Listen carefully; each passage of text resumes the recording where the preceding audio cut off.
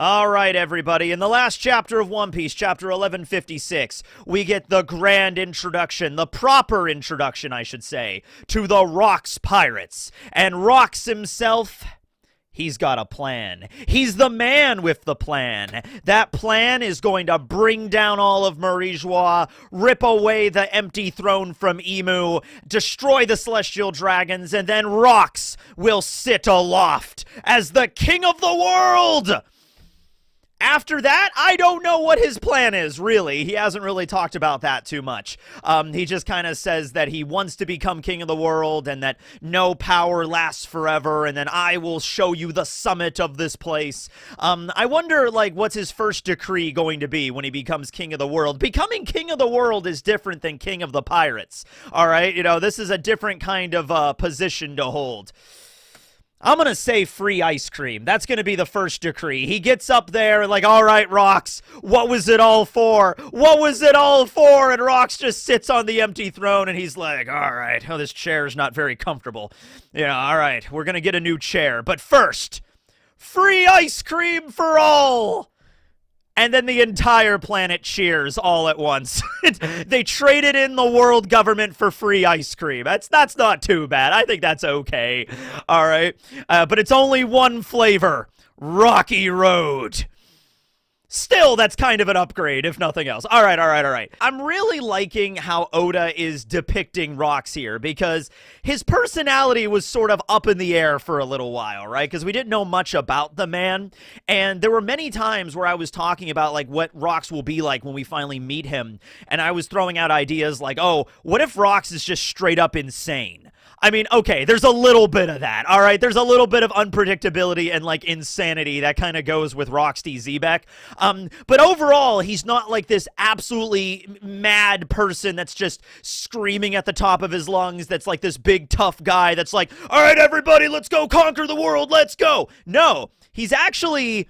He's logical in a lot of ways. He's all about, like, strategizing. Like, I want you to think about this, right? Like, he invades Marijois 56 years ago, and he tries to, like, take the empty throne by force by confronting Emu. For whatever reason, he realized, he admitted to himself, that's not going to work. And even Emu said, you know, like, you can't extort me with the lives of kings. I'm sure Rocks, you know, like, oh, I can't just straight up kill you and then take the throne because of maybe the immortality, or there's something else beyond the immortality, the devil pact that Emu made. I don't know. Dude, I even saw one theory that the reason that Rocks didn't even bother attacking Emu was because what if Emu has access to the barrier fruit back then, which... At the time, I'm pretty sure Maru would have still had it, but what if we're going to do some crazy thing where Emu has access to, like, every devil fruit ever created? And, like, can mimic the powers of devil fruits or something. I don't know. But at any rate, he tries to take over Marijois 56 years ago. That doesn't work. He has to retreat, all right? And it is now 44 years ago. So it has now been 12 years since that fateful meeting at the Flower Room between Emu and Rocks, okay? So this is something he is dedicated towards. This is something that's like, all right, this didn't work. I'm going to go back and I'm going to figure out a plan and a strategy, and I'm going to come back here someday and I am going to take over the world from you. And Emu is just kind of like, yeah, all right, You'll certainly try, I suppose, right? And that's the way it goes. All right? So Rocks went away, and it wasn't just like, all right, everybody, let's get a bunch of really strong people together and, like, punch really hard. That's how we'll take over the world. No, he's planning here, right? So at the end of the last chapter, he kind of gives, like, the general outline as the Rocks pirates are assembling. You know, like, Rocks pirates assemble! Dun-dun-dun, dun-dun-dun, dun-dun-dun, dun-dun-dun. All right, we have Whitebeard. We have Captain John. We have Shiki. We have Wang Ji. We got Gonzui. We got Stussy. We got Kaido and Big Mam. We got Stroizen.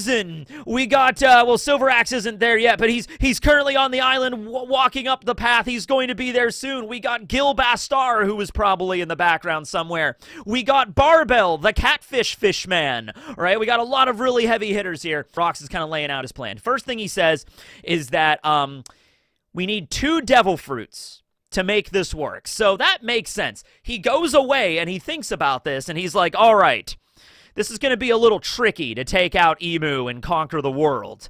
But luckily, there's a crazy magic system that exists on this planet, and that is in devil fruits. So Rock sat down at some point with the devil fruit encyclopedia, I don't put on his bifocal glasses or something, and was like, all right, all these crazy powers that exist in the world, there's got to be the combination that'll work here. There's got to be some combination of powers I can gather together. Sounds very similar to maybe the way that Blackbeard and his crew are going around and gathering a bunch of really powerful devil fruits.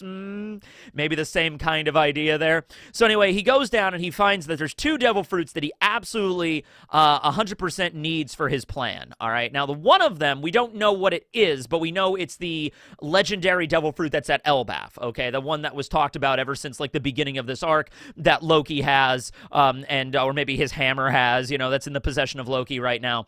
That was in the vault at the castle, and we see the shadowy figure go into the vault and steal it. All right, and we still don't know exactly what that devil fruit is, if it's a Paramecia, Logia, Mythical Zone. However, Rox does drop a little bit of a hint here. He says, whatever that legendary devil fruit is that's on Elbaph, it only will awaken its true power if Harald eats it. So we can assume that maybe not necessarily Harald as like something special super with him specifically, but like an ancient giant or somebody that has ancient giant blood consumes that devil fruit, receives the true power of that ability. Now, we don't know what it is yet, but I made a video a little while ago talking about the way that giants would have been during the First Age in the One Piece world, okay, going by the Harley text, okay? So we have regular giants that are about like 20 meters tall, and then we have the ancient giants like Ors and Ors Jr. and Harald and Loki that are around like 60 to 70 meter range, okay? What if when you go back even further to the point where we're getting to the First Age, it was like devil giants, like Kishin giants or something like that, right? Like giants that were so damn big, they were able to literally like build the Red Line or move continents around at their will. Something more maybe closer to the size of those shadow monsters we saw at Thriller Bark. Something that's like that left the skull on Onigashima behind. Something on that level, okay? So like, let's imagine if a regular human, let's just say Usopp, eats the legendary devil fruit at Elbaph, which, by the way, maybe, hold on, write that down. Usopp eats legendary devil fruit. You know what? Like, I don't, okay, tangent, sorry. How do you feel about Usopp eating a devil fruit? I mean, like, he hasn't had much to do in Elbaph and Egghead, and even Wano, he didn't do all that much. And I know Usopp's whole thing is he fights with a slingshot, and he's like the everyman, but like, this is the final saga of the story. Maybe give him a devil fruit or something to work with. I don't know. All right, tangent over. That's like a whole video discussion, like, should Usopp get a devil fruit? But like, whatever. Okay. If Usopp were to eat this legendary devil fruit, and let's say it's like the ancient giant zone, then Usopp would become like Ors sized or like Loki sized. And it would be like, whoa, Usopp, you're huge now. And Usopp's like, what? What happened to me? All of Usopp's attacks get an upgrade. Like, remember the Usopp spell technique where he takes out the chalkboard and just, rakes his nails across it? He does that, but it's a giant chalkboard now, and it, like, causes everybody to go, like, it deafens everybody within, like, a 1,000-mile radius or something. All of his techniques get an upgrade. It would be great. He can actually pick up, like, the 10-ton or, like, 1,000-ton hammer. That would be sweet, right? Anyway, that's what would happen if a regular human ate the devil fruit. But if Harald or Loki or somebody that already has ancient giant blood consumes the devil fruit, maybe they go all the way back. They like primally evolve, like from Pokemon Omega Ruby and Alpha Sapphire or whatever. Like they go into their true awakened form, right? And so they become these huge, huge giants. So that's one idea, that it could be something that's specifically like an ancient giant consuming that devil fruit unlocks its real power, okay? Not the exact same thing as like this, but we've seen this with other devil fruits, like Law's devil fruit, the Op fruit. Anybody could eat it, anybody could get the power, but unless you have like medical knowledge and surgical knowledge, you're not going to be able to use its true abilities, okay? Now, I don't see anything that, like, Harald has in terms of a skill set that would make his, like, eating the devil fruit special, so maybe, like, his bloodline is the thing that Rox is speaking of here, okay? So that's the one devil fruit, and we don't know about what it is yet, but, you know, it has to be eaten by an ancient giant, right? Okay. So what is the other devil fruit that he speaks of? That's the other one. So we have like a list here of some contenders, all right? So the first one that I think a lot of people jump to is the Yami Yami no Mi, because that's the devil fruit that Blackbeard was looking for. Blackbeard purportedly joined Whitebeard's crew as a better chance of finding the Yami Yami no Mi specifically, and he like scoured the devil fruit encyclopedia, what the Yami Yami no Mi looks like, and he waited decades, literally decades. Like, he joined Whitebeard's crew when he was, like, around 10 years old, and he did not get his hands on the Yami Yami no Mi until, like, right before the story started. He was, like, maybe 40 years old when he finally got his hands on the Yami Yami no Mi, right? So he dedicated 3 decades or so of his life to get one devil fruit because it was that essential to the plan. And Blackbeard is Rox's son, so maybe Rox left behind a logbook or some diary or something like that, and then Blackbeard found out about it, and then he's like, oh, I need to get my hands on that devil fruit. Also, it would make sense if Rox wanted that devil fruit, because it's like, all right, I can't kill Emu because of some devil fruit bullshit. All right, is there a devil fruit that cancels other devil fruits? Is there a devil fruit that negates the power of other devil fruits? Is there a devil fruit that's basically Jinzo from Yu-Gi-Oh, right? That, okay, can I find one of those? And there is one, the Yami Yami no Mi. Maybe Rox never found it. Because you have to understand, like, even if you know what kind of devil fruit you're looking for, it's a big planet. It's a big blue planet, all right? So finding the exact devil fruit you're looking for might be kind of tricky. So maybe Rox went his whole life without finding it, and he died. Well, he died at God Valley before he had a chance to really look for it, right? Because if he did just straight up die at God Valley and Rox is dead now or whatever, he didn't really live to the ripe old age of, like, 80 or 90, okay? He died when he was probably, like, in his, 40s or something. But it does make sense. Get the Yami Yami no Mi, eat the fruit, get the power to negate other devil fruit abilities, grab onto Emu, be like, ha, can't regenerate now, can you? And then, like, kills Emu, and then maybe there's the thing. We don't know exactly how the regeneration thing works, if it's just a straight-up devil fruit power, like, if all you need to do to turn that off is just wrap Sea Prism Stone around a God's Knight or Emu, and then they can't regenerate, or they can't, their immortality doesn't work anymore. I feel like it's not as simple as that. I feel like it's not as easy as just, well, maybe not using Sea Prism or the ocean, but the Yami Yami no Mi is like a different kind of ability, right? It's a different power separate from, like, saying that the Yami Yami's ability and Sea Prism Stone have the exact same effect on a devil fruit user. Yes, it makes it they can't use their ability, but it might be for different reasons, okay? So, like, keep that in mind there. It could very well be the Yami Yami no Mi, in which case Blackbeard has that right now, so Rox's will lives on through Blackbeard, okay? Another really powerful one is either the Shadow fruit or the Revive fruit, because going along with what they were talking about, another thing they need, or at least John brought it up, was the Galleila Giants. The Galleria Giants, right? They need those ancient shipwrights in order for the plan to work out, and they're currently looking for them in the world. Like Big Mom mentioned, she was using her network of information to try to track down a frozen army of giants. No luck so far. Whitebeard mentions that even if we could find them, they would definitely be corpses by now, and so then a discussion got brought up with Barbell the catfish and Stroizen. They were all kind of talking about, like, all right, well, maybe there's a way, like, you can't bring the dead back to life, but even if you could, Oda put that in there for a reason. You can't bring the dead back to life, but even if you could, it's not like they would listen to you. That seems to imply to me that they're looking for a devil fruit to either revive the dead or speak with the dead or something like that. The Shadow fruit, we know that can revive corpses, utilizing the powers of other people's shadows, living people's shadows inside of corpses. Also, just a little bit of side tangent for that. Everybody on the Rox crew knows about this plan, right? Like, we don't know what those 2 devil fruits are yet. We don't know exactly. We can assume that Rox explained what he's looking for, and he told, like, his whole crew about that, right? So after God Valley is over, Rox dies. Wouldn't it be interesting if when they all scattered, some of them, not all of them, but some of them were like, you know what? Rox was a crazy son of a bitch, but he had a good idea for the world, and they tried to pursue it in their own different ways. I threw out the idea like maybe Moria is related to Wang in some way, because Wang Ji kind of looks like vampire-esque, and he has the pointed ears and everything like that. Moria, like, you could kind of maybe see it, sort of. I know a lot of people say Caribou and Korribu might be related to him too, but like I could kind of see that. And also, wouldn't it be interesting if Wang, after God Valley, well, we know he takes over Hachinosu, and then he's like, oh, I'm gonna try to get my hands on the Kage no Mi to bring back the dead, to carry out Rox's plan. Like, maybe they tried to do it in different ways, but they never could succeed, maybe because they lacked the power or maybe something about Rox specifically, but they did attempt it. Now, other people maybe like just went off and did their own thing. Like Kaido just went off and did his own thing at Wano. Big Mom, he's like building up Tato Land. She has her own goal and everything like that. Yeah, they do want to go after the One Piece and stuff, but maybe they didn't want to do the exact same thing that Rox did. Like, they're not really interested in like Big Mom didn't really seem interested in going to Marijois and like taking out Emu or something like that. Oh, by the way, also, do all the Rox pirates know about Emu existing?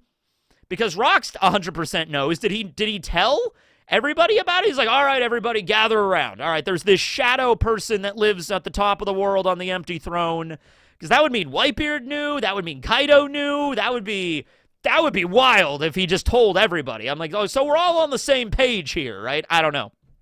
Anyway, winding it back there, whatever. Kage no Mi, that could have been the case. The Revive fruit, I only bring this up because if you're looking through a Devil Fruit encyclopedia and you see a fruit that's labeled the Revive fruit, the Yomi no Mi, and it has the ability to bring the dead back to life, you would at least look into it, right? Like, you would at least look into, like, all right, we need to bring the dead back to life in order to ask them a question. I guess we'll use this Revive fruit. Would it work on an already existing corpse? I don't think it would, but hey, at least it's interesting to look into it. Unfortunately, at this time, 40-something years ago, Brook would be the user of the Revive fruit, and he's currently in the Florian Triangle, still floating around. Although he's only been there for like 6 years at this point, so he hasn't gone quite insane yet, but he still has the power of the Devil Fruit. So the Yomi no Mi is off the market, as it were, but it's an idea. Or it could be another Devil Fruit that we've never seen before yet that has the ability to commune with the dead. Maybe not necessarily bring them back, but like speak to them somehow, okay? Then we have the, here's something. Here's the Gura no Mi, the Quake fruit that Whitebeard has. We have yet to see Whitebeard utilize the power of the Quake fruit in this flashback. He's got his stash, he's got Murakumo Giri, his Naginata, but we've never seen him actually use the power of the Tremor fruit, all right? So what if he just he doesn't have it yet? Some people have said, because Barbell is a catfish fishman, in Japanese folklore, catfishes can cause earthquakes. All right, there's like a mystical catfish that can do that, hence why in Pokemon, Wishcash is a ground water type that can use Earthquake, right? That's the origin of that, and it's also referenced in a bunch of other anime and Japanese media and things like that. We don't know what happens with Barbell. We know he's there at God Valley. He's right behind Whitebeard, but what if Barbell dies at God Valley and then Whitebeard gets his Devil Fruit, and then that's how Whitebeard gets the power of the Quake fruit? Could be that. Might not be the Devil Fruit that Rox was specifically talking about. And also, I guess it wouldn't be, because Barbell would be there right now, and so he already has the power, so why would Rox say, we need 2 Devil Fruits to make this happen? The legendary Devil Fruit at Elbaph. Harald needs to consume it, so we need to get him on our side, without forcing him, though. We need to make sure he chooses of his own volition. Okay, he's my friend. That's another thing about Rox that I kind of like. He does have scruples. He does have, like, a sense of morality, where it's like, I will not, like, Harald is key for my plan succeeding, but I am not going to force him through violence. He has to choose on his own. He's my friend. So, okay, whatever. And then the other Devil Fruit is the Quake fruit. Barbell, you are the literal keystone to my entire plan. A character that was, like, kind of just introduced. I mean, we saw him earlier, but now we know his name, right? So, yeah, maybe not that one, but it might be a good origin story for at least how Whitebeard got his power, if nothing else. We also have the Ua no Mi model Azure Dragon, the fish fruit, and we also have the Pawpaw fruit, because those Devil Fruits ended up at God Valley. How did they get to God Valley? The government, or the Marines, or Cypherpole, or the God's Knights, or somebody snuck into Hachinosu. Still don't know exactly how that went down. stole those devil fruits from Hachinosu and brought them to God Valley, which is what kicked off that big battle where Rox came to the island to get them back. And then Roger showed up, and then Garp showed up, and it was this, and the God's Knights were there, Garling was there, and it was a big melee, all right? And then while this was all going on, Ivankov and Kuma stole the treasure chests. Ivankov grabbed a hold of the Ua Uenomi. Big Mom showed up and got that away from him, so then eventually gave it to Kaido. Kaido apparently was about to die at God Valley. He was close to death, and Big Mom gave him the Ua Uenomi, and that started the life debt that they had. And then the Pawpaw fruit, of course, was consumed by Kuma. There may have been other devil fruits there. Remember, Ginny kind of wiretapped things and found out which devil fruits there were, and they were only interested in escaping the island. So they were only interested in devil fruits that would aid in their escape. Maybe there were other devil fruits, but it wasn't essential to bring them up or mention them because they weren't going to help them get off the island at that particular instance. But they might still have been a devil fruit that would have been essential for Rox's plan. Let's assume there was a devil fruit that lets you talk to the dead or lets you revive the dead. That's a really cool power, not really useful for a bunch of the slaves that just want to escape the damn island, right? It's oh, okay, a devil fruit that lets you talk to the dead. Whatever. That's not going to help us get off the island. What else do we have? Oh, Pawpaw fruit, that'll work. Dragon fruit, that'll work. Let's aim for those two, right? There were 6 treasure chests. What were in the other 4, right? And also, Rox mobilized his entire crew and went straight to God Valley. That he knew the God's Knights were going to be there. He knew the Marines were going to be guarding the place. He knew this was going to be a crazy fight, but he was dedicated to get those devil fruits back, to get the shit back that the government stole from Hachinosu, right? And it ultimately resulted in his downfall, right? But it was no, what if it was we need those devil fruits? We need them in order for my plan to work. Because, yes, you could also say that, hey, you don't steal from pirates and expect, no retaliation. No, we're going to get our shit back. They don't steal from pirates. We're the pirates. We steal shit from them, right? Maybe it could have been to something like that. But this was, really a big battle, okay? And so maybe going there and mobilizing everybody just to get some devil fruits back, they better have been really important devil fruits to the strategy, right? Okay? Now, why do they want to revive the Galleria Giants and talk to them? Why is what they know so integral to taking down Emu at Marijua, right? Well, if we can assume that the Galleria Giants are the ones that built the ancient weapons or had something to go with the ancient weapons, because it's oh, Pluton was built in Water 7. Okay, well, these ancient giants that were the namesake of the current Galleila shipwright company probably were the ones that built it, right? So what if that's what he's going after? He's we need to get our hands on these ancient weapons, or we need to make our own Pluton or something like that. Okay, well, these giants are the ones that were the last ones that know about that, so we need to bring them back from the dead, or we need to find them and figure it out, okay? So there you go. I think...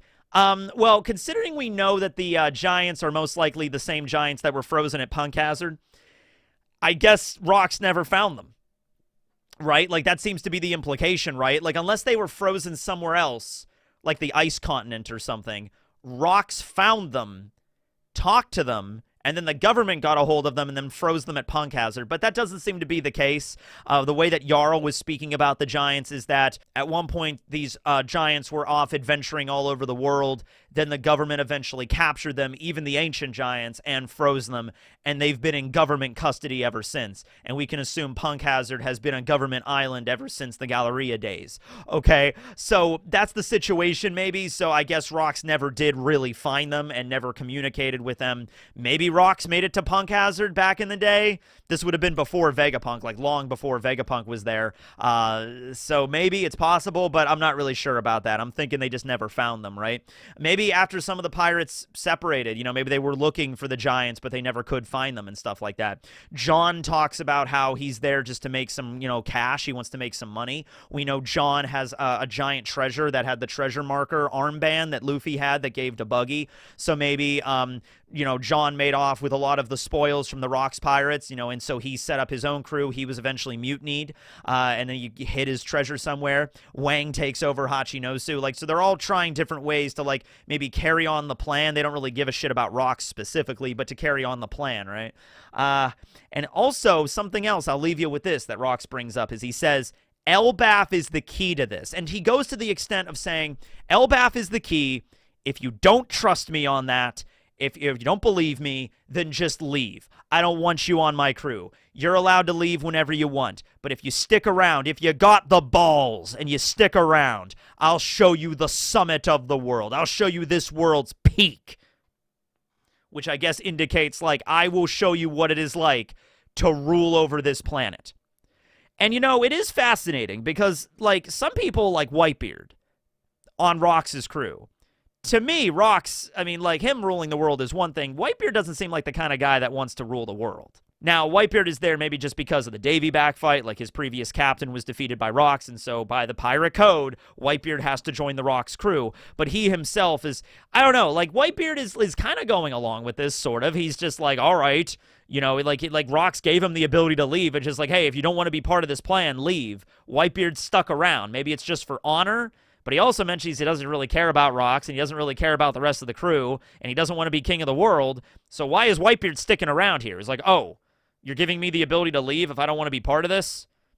So maybe Whitebeard, I mean, once again, this is a long time ago, right? This is like 40-something years ago. Whitebeard would be in his, like, 30s at this point. Maybe Whitebeard is like, all right, well, maybe we'll follow Rox and see what happens, right? Maybe he wasn't the wise old man he was at Marineford, right? He's like a younger guy at this point, so maybe Whitebeard was like, all right, maybe he's just curious, if nothing else. Like, let's see where this goes. Let's see what the top of the world really looks like, you know? And maybe Whitebeard would sit upon the throne or look down upon the world and be like, not really for me. And then he would leave then. If it went that way, but maybe not.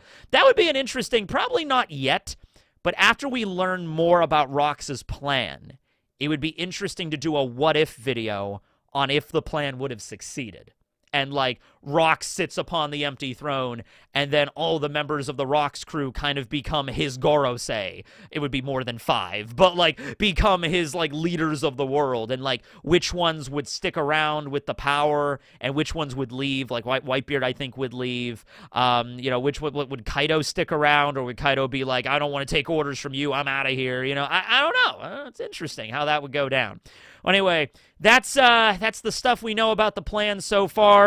What kind of devil fruits were they going to be looking for? What powers would they seek in order to bring down an immortal god? Is that also the confirmation?